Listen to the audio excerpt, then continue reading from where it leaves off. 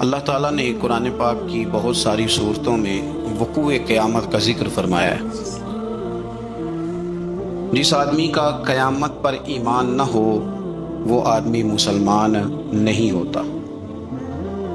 قیامت آئے گی، قیامت قائم ہوگی، حشر کا میدان لگے گا، گناہگار کو سزا، نیکوکار کو جزا ملے گی۔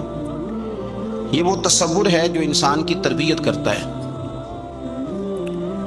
یہ وہ تصور ہے جو اسے زندگی میں چلنے کا طریقہ بتلاتا ہے، حلال حرام کے بیچ فرق کرنے کی اسے نصیحت کرتا ہے۔ اگر قیامت کا تصور زندگی سے نکل جائے تو پھر لوگ بالکل شترے بے مہار اور بے لگام ہو کے دنیا میں گھومیں گے۔ اس لیے قرآن مجید نے بڑی شرح و بسط کے ساتھ، بڑی وضاحت کے ساتھ، بڑی تفصیل کے ساتھ قیامت اور وقوع قیامت کا ذکر فرمایا۔ اور قرآن مجید کی متعدد آیات اور پوری صورتیں وہ بتلاتی ہیں کہ قیامت کا منظر بڑا سخت ہوگا، بڑا گمبھیر ہوگا، اور اس کے اندر انسان بڑا گھبرائے گا۔ قیامت کب آئے گی؟ قیامت کی تاریخ کیا ہے؟ اللہ اور اس کے رسول صلی اللہ تعالی علیہ وسلم نے ہمیں دن بھی بتلایا ہے، تاریخ بھی بتلائی ہے، پر وہ آئے گی کب اس وقت کا تعین نہیں فرمایا، سن نہیں بتائی بس۔ اب بہت سارے بیوقوف دنیا میں پائے جاتے ہیں، اور ہمیں زیادہ تکلیف ہوتی بھی اسی بات کی ہے کہ لوگ امت کے اتحاد کے اندر بہت بڑا رخنہ ڈالتے ہیں ہر اس موقع پر کہ جس موقع پر اتحاد کی بات کی جا سکتی ہے، لوگ انتشار کی بات کرتے ہیں۔ یہاں بھی اس موقع پر بھی لوگوں نے یہ لکھا ہے کہ اگر حضور کو پتہ ہوتا کہ قیامت کب آئے گی تو حضور بتا نہ دیتے۔ اندازہ کریں۔ پھر لوگ کہتے ہیں آپ اس آدمی سے بغل گیر ہوں، اس بندے سے آپ پیار بڑھائیں۔ میرے تو جو ابا جی کو ان پڑھ کہے میں تو اس سے پیار نہیں کرتا تو جو مدینے والے رسول کے علم پر اعتراض کرے۔ ہاں یہ یاد رکھیں، ہزاروں قومیں وجود میں آئیں دہر میں خشک و تر کے رشتے سے، پر ہم نے بنیاد دوستی رکھی یاد خیر البشر کے رشتے سے۔ ہم اس کے غلام ہیں جو حضور کا غلام ہے، لیکن اسے ہر مقام پر نبی پاک میں نقص نظر آئے تو پھر دشمن احمد پہ شدت کیجئے، ملحدوں سے کیا مروت کیجئے، اور شرک ٹھہرے جس میں تعظیم حبیب اس برے مذہب پہ لعنت کیجئے۔ یہاں بھی لوگ دیکھیں کہ بات کیا چل رہی ہے قیامت کی، اور آپ کیا تفصیل بیان کر رہے ہیں کہ حضور کو پتہ ہی نہیں تھا۔ یہ انداز آپ نے اختیار کیا ہے۔ قیامت کی علامتیں نبی پاک نے ہمیں بتا دی، فرمایا کہ جب یہ معاملہ ہو جائے تو سمجھ لو پھر قیامت آنے لگی، سمجھ لو پھر قیامت۔ دیکھیں نا، لوگ کہتے ہیں جی جب آپ کا جسم ٹوٹنے لگے، جب آپ کی طبیعت میں کمزوری آنے لگے، جب آپ محسوس کریں کہ میں ان بیلنس ہو رہا ہوں تو چیک اپ کرا لیں، شوگر تو نہیں ہو گئی۔ یہ اس کی علامتیں۔ جب آپ کے جسم میں تپش بڑھ گئی، آپ کے معدے کا نظام ڈسٹرب ہو گیا، آپ کے ہاتھ پیر جلنے لگے، تو اب آپ نا ٹیسٹ کرائیں کہ آپ کو ہیپاٹائٹس تو نہیں ہو گیا۔ تو کسی بھی چیز کے آنے سے پہلے اس کی کچھ علامتیں ہوتی ہیں۔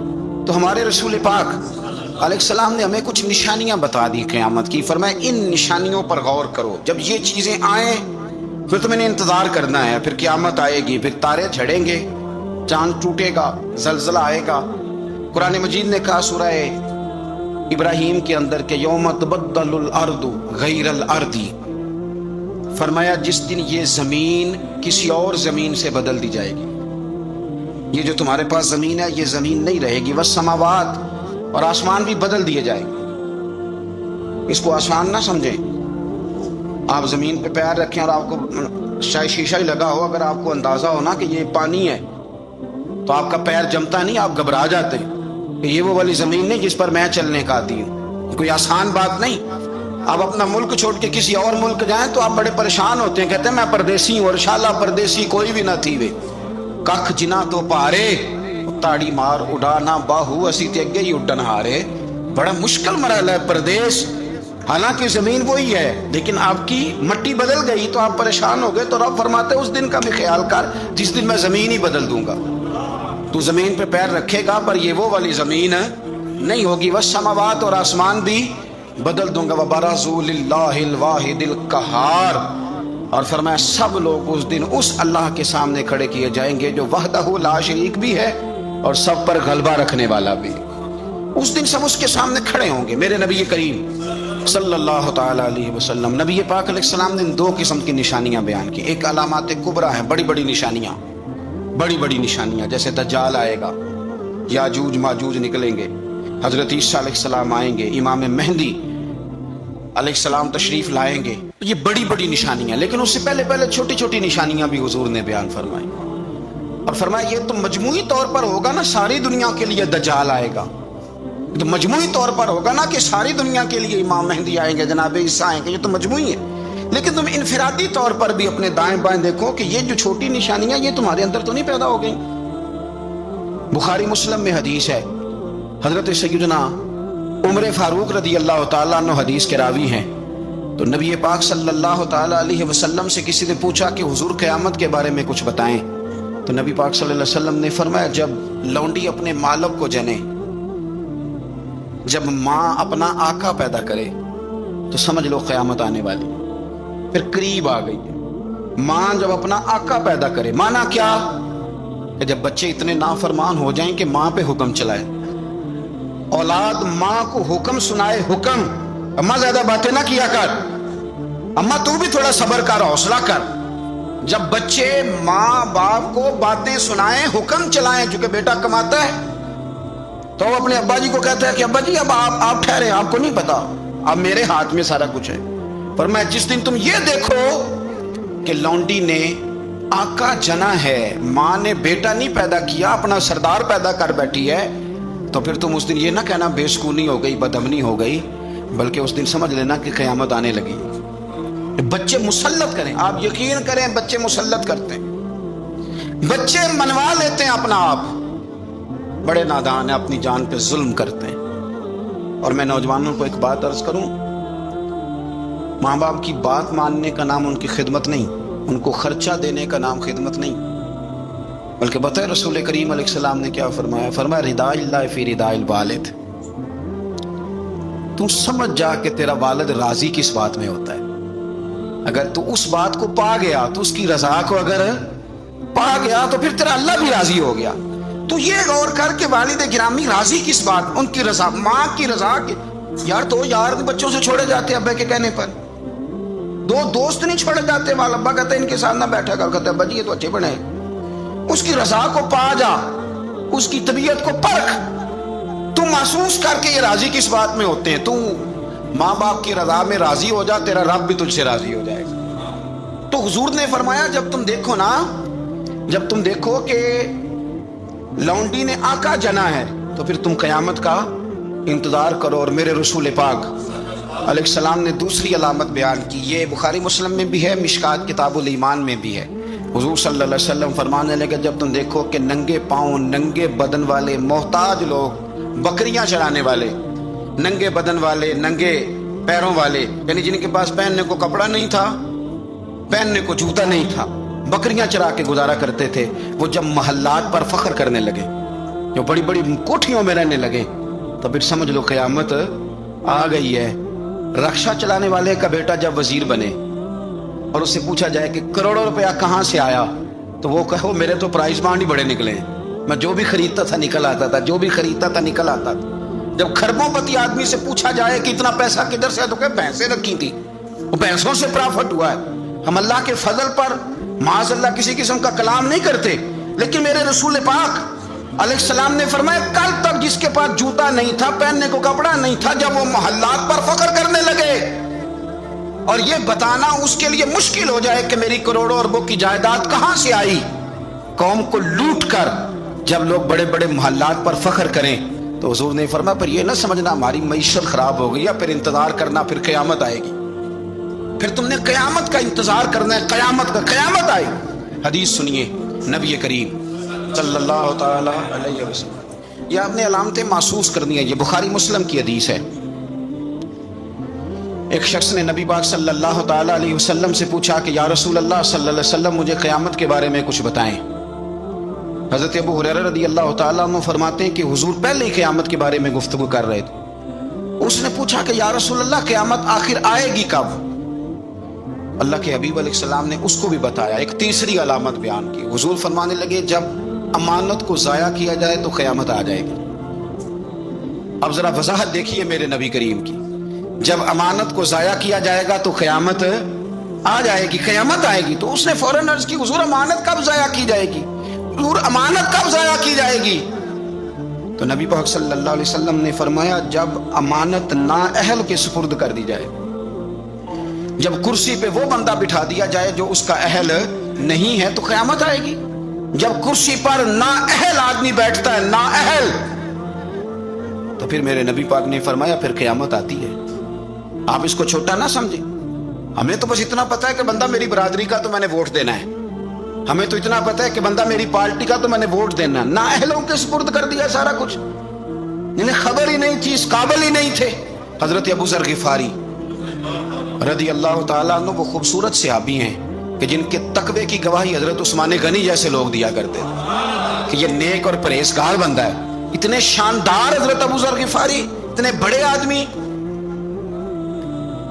انہوں نے عرض کیا یا رسول اللہ صلی اللہ علیہ وسلم فلانے صوبے کا گورنر ٹھیک نہیں، تو آپ اس طرح کریں مجھے گورنر بنا دیں اس صوبے کا۔ تو نبی پاک علیہ السلام نے فرمایا ابو ذر تو نیک آدمی ہے، تو نفیس آدمی ہے، تو اچھا آدمی ہے، تو پرہیزگار ہے، لیکن حضور علیہ السلام فرمانے لگے تو گورنری کے قابل نہیں، یہ ایک بہت بڑی امانت ہے، بہت بڑی ذمہ داری ہے، تو اس ذمہ داری کو اٹھانے کی طاقت نہیں رکھتا، اس قابل تو نہیں ہے۔ محبت اور چیز کا نام ہے، قابلیت یہ بھی ہو سکتا ہے کہ کوئی آدمی کسی چیز سے مخلص ہو لیکن اس کی قابلیت نہ رکھتا ہو۔ قابل آدمی کو آپ بٹھائیں گے، مخلص ہونا اور ہے، قابل ہونا۔ ایک آدمی آپ سے بڑا پیار کرتا ہے پر وہ ڈاکٹر نہیں، تو دوائی اس سے لیں گے کہ ڈاکٹر سے لیں گے؟ تو آپ کہیں ڈاکٹر تو میرا واقف ہی نہیں، میں نے تو یہ پیار بڑا کرتا ہے دوائی اسی سے لینی ہے۔ بھئی محبت اور چیز ہے، قابلیت ہم نااہلوں کے سپرد مانتے کرتے ہیں، یہ مان جانا چاہیے ہمیں۔ ملا رومی نے ایک بڑی خوبصورت بات لکھی ہے، بڑی خوبصورت، اور فرماتے ہیں ایک بادشاہ نے باز رکھا ہوا تھا، باز بڑا تنگ تھا بادشاہ سے، تو باز جو ہوتا ہے نا اس کے ناخن بڑے ہوتے ہیں، اس کے پر بھی بڑے ہوتے ہیں، اس لیے کہ اس نے پنجوں کے ساتھ اپنا شکار پکڑنا ہوتا ہے، پروں کے ساتھ پکڑنا ہوتا ہے، تو اس کے ناخن بھی بڑے بڑے تھے، پر بھی بڑے بڑے تھے، پر وہ بادشاہ سے تنگ بڑا تھا کہ یہ جو ہے اس نے مجھے قید کیا ہوا ہے۔ ایک دن پنجرا کھلا تھا تو باز اڑ گیا، ایک بوڑھی اماں کے گھر چلا گیا، بوڑھی نے بڑا پیار کیا، پہلے تو تھپکی دی، پھر چوری کھلائی، پھر بڑی محبت کری۔ باز اس سے بڑا راضی ہوا، اس نے کہا یہ اماں ٹھیک ہے، قید تو نہیں نہ کرتی، چوریاں بھی کھلاتی ہے، پیار بھی بڑا کرتی ہے۔ تو اماں ایک دن کہنے لگی کتنا بیوقوف تھا بادشاہ جس کے پاس تو رہتا تھا، تیرے نہ کبھی ناخن کاٹے نہ تیرے بال کاٹے۔ اس نے اس طرح پکڑا، پہلے اس کے ناخن اتارے، بڑا چیخا، بڑا چلایا کہ میرا تو کمال ہی میرے ناخنوں میں ہے۔ انہیں کاٹ ڈالے، پھر اس نے کینچی لی اور اس کے پر کاٹے، کیونکہ دیکھو کتنا برا حال کیا ہوا ہے۔ اب وہ نہ شکار پکڑنے کے قابل رہا نہ اڑنے کے قابل رہا، حالانکہ اماں نے کیا پیار ہی ہے، لیکن وہ پیار کر سکتی تھی، باز رکھ سکتی، اس کو رکھنے کے لیے کچھ صلاحیتیں، کچھ خوبیاں چاہیے۔ بادشاہ ڈھونڈتے ڈھونڈتے اس کے گھر آگے آ کے دیکھا تو اس کا برا حال ہے، اس کے قریب آیا تو وہ باز رونے لگا، تو کہنے لگا مجھے واپس لے چل، تیری قید ہی مجھے اچھی ہے۔ تو اس نے کہا تو یہاں کیوں پڑا؟ کہنے لگا یہ پیار بڑا کرتی تھی لیکن اسے پیار کرنا آتا ہے پر باز رکھنا نہیں آتا۔ جو باز رکھنے کا انداز ہے وہ اور ہے، پیار کرنے کا رنگ اور ہے۔ ہمارے ہاں لوگ کہتے ہیں بندہ اچھا بڑا ہے، میں کہتا ہوں اچھا ہونا اور بات ہے اور کسی عہدے کے قابل ہونا اور ہے، اور بات ہے۔ تو جب نااہل کے ذمے کام لگائے جاتے ہیں تو پھر کیا ہوتا ہے؟ پھر قیامت آتی ہے۔ نااہلوں کے ذمے 6 نشانیاں حضور نے اور بیان کی بخاری مسلم میں۔ نبی پاک صلی اللہ تعالی علیہ وسلم نے فرمایا جب علم اٹھا لیا جائے گا اور جہالت کی کثرت ہو جائے گی، اور تیسرا فرمایا جب زنا کاری بہت زیادہ ہونے لگے گی، چوتھے نمبر پہ فرمایا جب شراب عام ہو جائے گی، اور 5ویں نمبر پر فرمایا جب مردوں کی تعداد کم ہو جائے اور عورتوں کی زیادہ ہو جائے، اور 6 نمبر پہ فرمایا جب تم دیکھو کہ 50 عورتوں کی سرپرستی کرنے والا ایک مرد ہے، ان کی نگہبانی کرنے والا ایک ہے، ایک مرد ہے 50 عورتیں۔ جب یہ 6 علامتیں آئیں تو سمجھ لو قیامت آنے والی۔ علم اٹھا لیا جائے۔ علم کیسے اٹھتا ہے؟ علماء جب چلے جاتے ہیں اور پیچھے نئے علماء تیار نہیں ہوتے تو پھر علم اٹھ جاتا ہے۔ بہت سارے ضلعوں کے ضلع ایسے ہیں جہاں عالم نہیں ملتا، سکا آدمی نہیں ملتا، ضلعوں کے ضلع۔ ہمیں شوق ہی نہیں کہ ہمارا بچہ عالم بنے، ہمارا مزاج ہی نہیں، اور علم کی بات ہم سنتے بھی نہیں، نہ ان لوگوں کے قریب بیٹھنا، ان سے کچھ لینا ہمارا مزاج ہوتا ہے۔ جو علم کے معاملے میں رسوخ رکھتے ہیں ہمارا مزاج نہیں۔ علم اٹھتا جا رہا ہے۔ آپ یقین کریں کہ فتویٰ لینے کے لیے سکھ آدمی نہیں ملتا، اور ہم اپنے بچوں کو اس فیلڈ میں لانے کو تیار نہیں۔ میرے حضور نے فرمایا جب زنا بڑھنے لگے، کیسے کہوں کہ عالمی اعداد و شمار کہتے ہیں پاکستان میں زنا تیزی سے سستا ہوتا جا رہا ہے، زنا کرنا آسان ہو رہا ہے، شرابیں فخر کے طور پر پی جاتی ہیں۔ وہ کہتے ہیں جی یہ چودھریوں کی شادی ہے، وڈیروں کی شادی ہے، اس پہ شراب نہ آئے تو شادی کیسے آگے بڑھے گی؟ یاد رکھیں، ہمارے صوفیاء کہتے ہیں، بزرگ کہتے ہیں کہ شراب پیشاب سے بھی زیادہ پلید چیز کا نام، اس سے بھی زیادہ پلید ہے یہ۔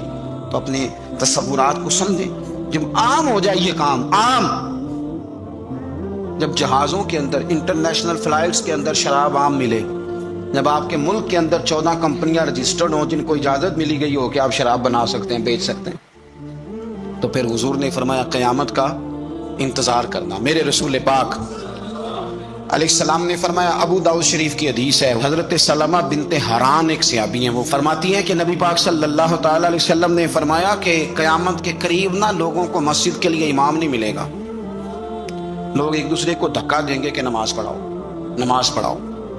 کہاں ملتے ہیں ائمہ مساجد؟ پہلے تو امام کی تنخواہ اتنی زیادہ ہے کہ کوئی امام لگنے کو تیار ہی نہیں، اور اگر خیر سے کہیں کوئی امام لگ جائے تو پھر یہ کہ اگر 25 نمازی ہیں نا تو 25 کی الگ الگ بولی ہے، الگ الگ رویہ، الگ الگ سوچ ہے۔ امام بیچارے نے 25 کے معیار پہ پورا اترنا، 25 کے معیار، اگر ایک کے معیار پہ بھی پورا نہیں اترا تو وہ کل بھی فارغ ہے اور آج بھی فارغ ہے، چھٹی ہے اس کی۔ 25 بندوں کے معیار پہ آپ نے پورا اترنا ہے۔ ایک کہتا ہے کہ مولوی صاحب صبح فجر کی نماز ہی تو مزیدار ہوتی ہے، تو قرآن شریف زیادہ پڑھا کریں، دل کر رہا ہے سننے کو، کہیں جانا ہے۔ تو دوسرا کہہ رہا ہے حضرت صاحب ڈیوٹی بھی کرنی ہے، مہربانی فرمائیں نماز ذرا چھوٹی پڑھائیں۔ اب اگر اس کی مانے گا تو یہ ناراض ہو جائے گا، اگر اس کی مانے گا تو وہ ناراض ہو جائے گا۔ اور امام صاحب پہ حکم بڑی پابندی سے لوگوں کا چلتا ہے، بڑی، میرے سے آ کے مسئلے پوچھتے ہیں، کہتے ہیں جی وہ ہمارا جو امام ہے نا جی وہ گھٹنے نہیں صحیح لگاتا۔ میں نے کہا جب تک میں دیکھ نہیں لیتا اس کے گھٹنے صحیح لگتے ہیں کہ نہیں، میں نے فتویٰ شتویٰ کوئی نہیں دینا، پہلے دیکھ لو۔ حالت خستہ ہوتی جا رہی، مساجد کے اندر ڈیوٹیاں کرنے والے لوگوں کی تعداد تیزی سے کم، اور میں بڑی معذرت کے ساتھ عرض کروں گا یہ مصلی رسول ہے، ایک مصلی پہ امام کھڑا ہوتا ہے، یہ مصلی ہے، اور جب امام یہ دیکھنے لگتا ہے نا کہ مجھے اس کے عوض ملتا کیا ہے، کتنے میں بک سکتا ہے میرا مصلی، تو پھر وہ امامت نہیں کرا سکتا، پھر اس کو چاہیے تھا وہ کاروبار کرتا۔ تیرے لیے اتنی تنخواہ بہت زیادہ ہے کہ تجھے مصطفیٰ کا مصلی نصیب ہو گیا، تیرے لیے یہ چھوٹا اعزاز ہے کہ تو وہاں کھڑا ہے جہاں مدینے والے رسول کھڑے ہوا کرتے تھے، اور تو تلاش کرتا پھرتا ہے کہ کہیں 2000 زیادہ ملے تو ادھر چلا جاؤں۔ تو یہ بھی قباحت ہے جس کی وجہ سے لوگوں کو ائمہ مساجد نصیب نہیں ہوں گے۔ یہ قیامت کی نشانی میرے رسول پاک صلی اللہ تعالی علیہ وسلم، دیکھیں حضور نے بیان فرمایا، قیامت کی نشانی حضور نے بیان۔ نبی پاک صلی اللہ تعالی علیہ وآلہ وسلم نے ارشاد فرمایا، حضرت ابو موسیٰ اشعری رضی اللہ تعالیٰ عنہ راوی ہیں، حدیث مشکات میں بھی ہے، ابو داؤد شریف میں بھی۔ نبی پاک علیہ الصلوۃ والسلام فرمانے لگے قیامت کے قریب اس طرح اندھیری رات میں کوئی چیز گرتی ہے، ٹکڑے برستے ہیں تو پتہ نہیں نہ چلتا اندھیرے کی وجہ سے، اس طرح فرمایا تمہاری چھتوں پہ فتنے برسیں گے، فتنے۔ اور حضور فرماتے ہیں ان فتنوں کے زمانے میں بندہ صبح مومن ہوگا شام کو کافر ہو جائے گا، اور شام کو کافر ہوگا صبح مومن ہو جائے گا، صبح مومن ہوگا شام کو کافر ہو جائے گا، اس کی کیفیت بدلے گی۔ اور حضور علیہ الصلوۃ والسلام فرمانے لگے اس زمانے میں جو آدمی چل رہا ہوگا نا اس سے وہ بندہ بہتر ہوگا جو بیٹھا ہوا ہے، اور حضور فرمانے لگے اس زمانے میں جو آدمی دوڑ رہا ہوگا اس سے وہ بہتر ہوگا جو آہستہ آہستہ چل رہا۔ فتنوں کے زمانے میں فتنے چھتوں پر برسیں گے، بندہ صبح مومن ہوگا شام کو کافر ہوگا، شام کو مومن ہوگا تو صبح کافر ہو جائے، اس تیزی کے ساتھ فتنے برسیں گے کہ ایمان لے جائیں گے۔ اے اللہ ہماری اولادوں کی حفاظت فرما، اللہ ہم کمزور ہیں، فتنوں کے زمانے میں ہمارے ایمان کو محفوظ فرما، اللہ ہمارے حال پہ رحم فرما۔ جو زیادہ جگہوں پہ جاتا ہے نا، دوڑ کے ادھر چلا گیا، دوڑ کے ادھر چلا گیا، اس کا ایمان زیادہ خطرے میں۔ اور جو بیٹھا ہے ایک جگہ جم کے بیٹھا ہے، سکون سے بیٹھا ہے، آج بیماری نہیں لگ گئی، لوگ کہتے ہیں میں نے اس کی بھی تقریر سنی، پھر میں نے اس کی بھی سنی، پھر میں ادھر بھی گیا، الجھ گئے، ختم ہو گئی بات۔ جب تک وہ ایک جگہ جمے ہوئے تھے ان کا ایمان محفوظ تھا۔ یہ میں نہیں کہہ رہا، یہ مدینے والے رسول نے فرمایا ہے، یہ نبی کریم نے فرمایا ہے۔ اور جب تو ادھر بھی گیا، تو ادھر بھی گیا، تو نے اس کی بھی سنی، میں ناقدین کی بھی سنوں گا، میں اس کی بھی سنوں گا، تنقید کرنے والے کی بھی، او ہم نہیں کسی کی بھی سنتے، ہمیں ڈاکٹر اقبال، علامہ اقبال نے مشورہ دیا تھا، یہ دور ہی نکتہ چی ہے، کہیں چھپ کے بیٹھ جا، اور جس دل میں تو مکی ہے وہیں چھپ کے بیٹھ جا، مگر چپ کر، دائیں بائیں جانے کی ضرورت نہیں۔ اور مرشد دے دروازے اتے محکم لائیے چوکاں، محکم کا معنی پکیاں، میاں صاحب کہتے ہیں مرشد دے دروازے اتے محکم لائیے چوکاں، امی نویں نویں نہ یار بنائیے وانگ کمینے الوکاں۔ یہ تو کبھی ادھر نکل جاتا ہے، کبھی ادھر نکل جاتا ہے، تیرا ٹھکانہ ہی کوئی نہیں۔ تجھے تیرے رسول کریم نے فرمایا ہے اگر بچنا ہے تو کہیں جم کے بیٹھ جا، ہاں اگر بچنا ہے تو کہیں جم کے بیٹھ جا، جم کے بیٹھ جا، پھر دیکھ تیرے لیے۔ میاں صاحب کہا کرتے تھے، میاں صاحب فرمایا کرتے تھے در مرشد دا چھوڑی نہ ہی۔ یہ میں کسی پیر کے لیے یا اپنے لیے نہیں پڑھ رہا، یہ آپ سمجھ لیں مرشد کامل کے لیے پڑھ رہا ہوں۔ وہ کہتے تھے در مرشد دا چھوڑی نہ ہی، نہیں تے ہو جاویں گا روگی، تے جیڑی بکری اجڑوں وچھڑی وہ بگیاڑاں جوگی۔ جیڑی بڑے بڑے بگیاڑ بیٹھے، بڑے بڑی لمبی چوڑی حدیثیں سنا کے باتیں، بڑے بڑے بگیاڑ، تو کسی کے قابو آ جائے گا، تیرے اندر طاقت نہیں بچنے کی، تو بس کر۔